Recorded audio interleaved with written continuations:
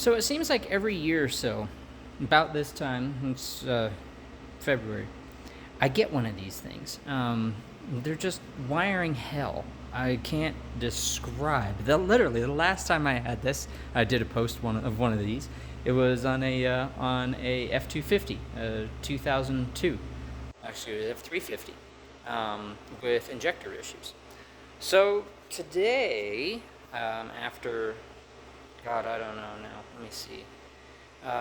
3 weeks of looking on and off, and then 3 full 12-hour days of dedicated, brain sucking searching through all corners of everything possible, including General Motors world, because they're the ones that made this POS. So today,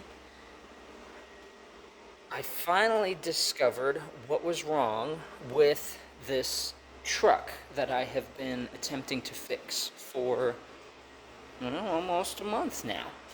So here we go. This is a 2015 GMC Denali HD 6.6 Duramax, all the cool stuff, nice interior, it's all pretty, blah blah blah. Yeah, it was deleted. The guy did a good job on his delete, actually. I mean, really, honestly, he's got a sense for doing things neatly. He tidied everything up, sealed his wires, all of that. Did a good job. Honestly, I don't. He did not.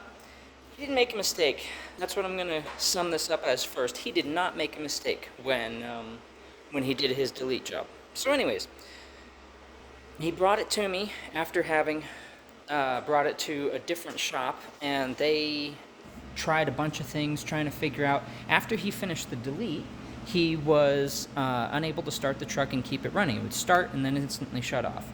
And then if he used his key fob, it would start and run.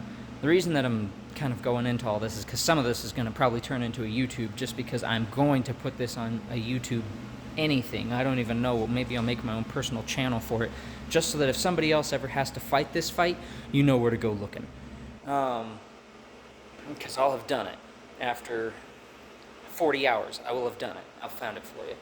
So anyways, he, all of a sudden, after he does the delete work and puts everything back together, the truck won't stay running. It literally runs for 2 seconds and then shuts down. Took it to another shop. They looked into it, could not make heads or tails out of what was going on. Brought it to me. I got into it and realized that in the process, the other shop, and now I'm actually rethinking it given what I found finally, I thought the other shop had actually caused the problem to get a little worse with all the testing that they did. So I dove into it, and over the next few days discovered that it seemed as if the anti-theft system was just getting in the way instantly. It would set 3 constant codes all the time. They had already put another module in to kind of help the anti-theft, perhaps, if that was actually a bad module, because maybe, with the reprogramming, there had been a module failure. Well, that didn't make any difference. So the only thing that they could tell him was, look, we put this module in it, we put this into it, we haven't fixed anything, so here you go, and handed him a bill along with for their trouble. He wasn't exactly happy. So then he brought it here, and I dove into it, and then realized that, yes, 3 constant codes, they're absolutely there. They never change.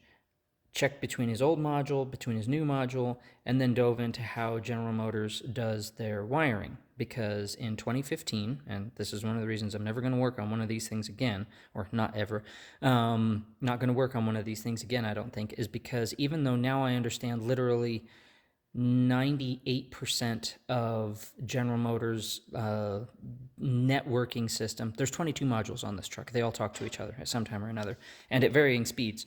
It's sort of like having a conversation between Rapid Rabbit and then Eeyore.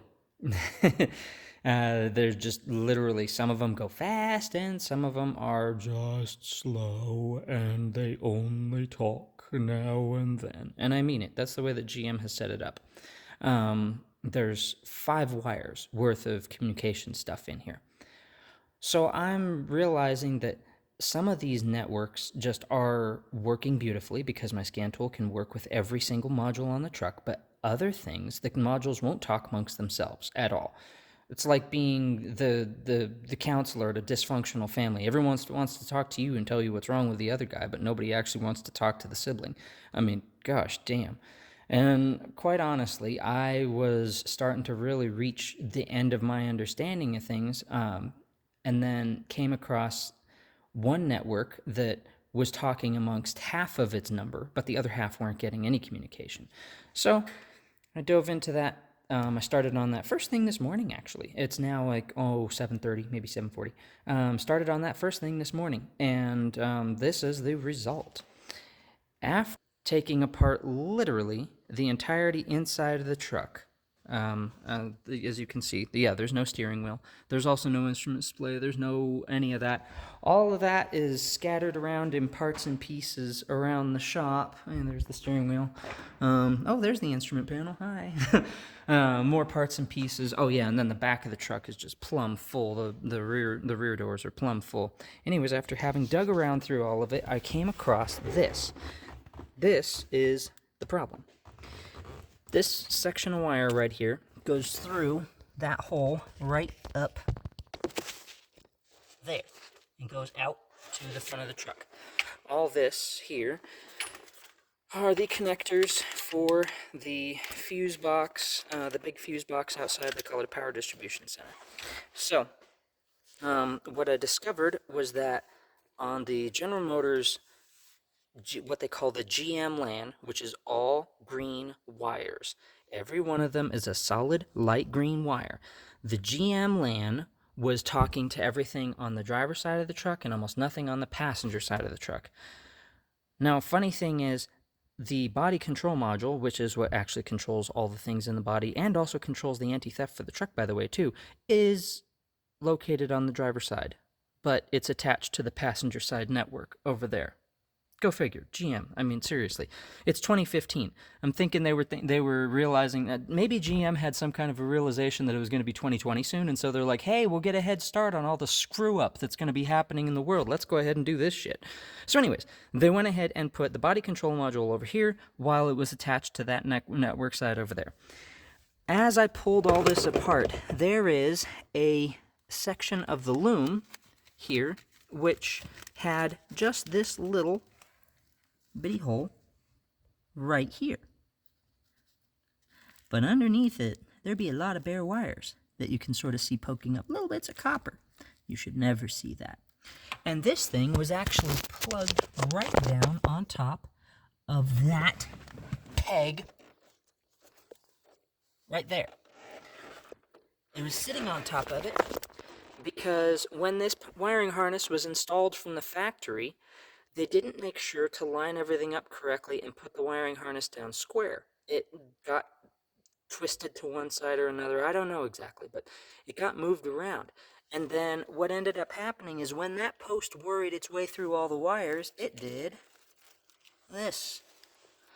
So these are the big deals, because that's my GM LAN wire right there. As you can see, no connection. But oh dear God in heaven, look at all the rest of this mess. Just bare everything. Everything. All over the place. There's like 5 or 6 wires. And the thing is, all of these are... The truck is really keen on having these things because these are all communications lines. Like I said, lots of network on this truck. Lots and lots and lots of network. 22 modules, 3 networks, a low speed, a serial data bus 1 and serial data bus 2, and they all, and then GM high speed LAN, which is, I think, on serial data bus 2, but at least it's on it's a network that's on a set of wires that are already in existence instead of making another pair of anything running around. Anyways, with those things, what was happening is that they finally managed to rub through that post, rub through there, and shorted everything together. And when it shorted everything together, that was the end of it for the truck. Now, the funny thing is, this truck has only 33,000 miles on it, according to the odometer. That's nothing. That's literally nothing. From what I understand, the truck is mostly used for towing. So this has just been sitting there waiting. And I'm guessing that when he did the delete work, he was working and exercising and pulling on the wiring harness, and then he managed to go ahead and punch this thing through the post in there. So yeah, that was what ended up being the deal. And it worried through all those wires. Everything was shorted together. Funny thing was, when the network tried to turn on, it would ground out the engine run relay and shut the engine down. So it was actually physically shutting the engine down every time the network would try and start.